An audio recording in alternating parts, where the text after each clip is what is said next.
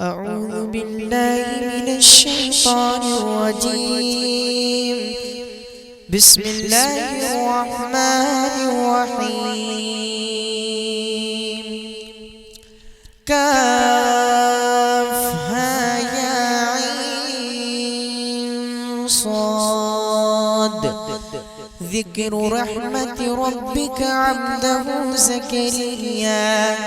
बाद मैं इस मदरसे के एक तालिब इल्म मोहम्मद साहिल साहब को दावत सुखन दे रहा हूं कि आप आएं और अपनी तकरीर पेश करें। मोहम्मद साहिल।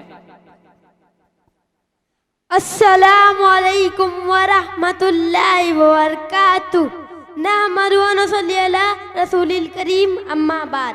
आज मेरी तकरीर का उन्वान है उस्ताद का अदब। हारून रशीद बहुत मशहूर बादशाह गुजरा है। उसके दो बेटे थे, एक का नाम अमीन था और दूसरे का नाम अमून। एक दिन की बात है, दोनों लड़के अपने उस्ताद के पास पढ़ते हैं। इत्तेफाक से उस्ताद को किसी काम के लिए उठना पड़ा।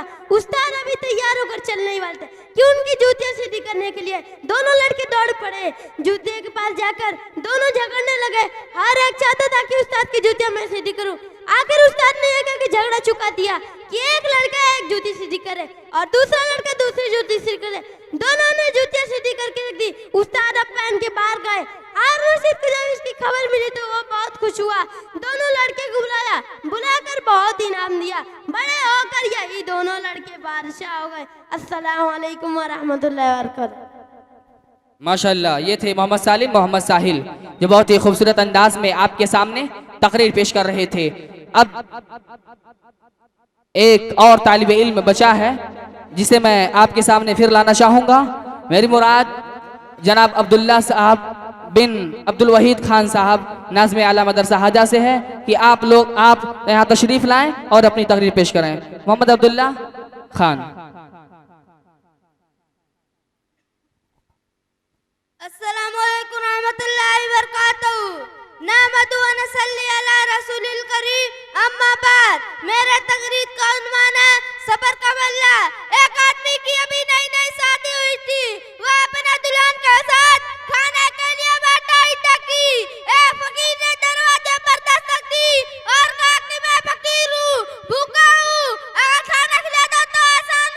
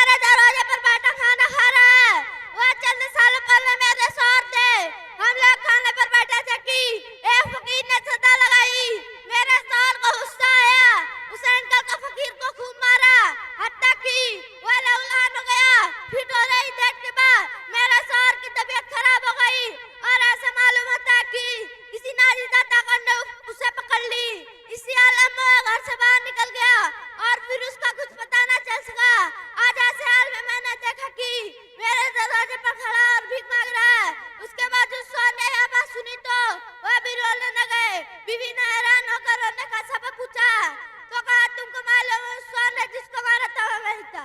अस्सलाम वालेकुम।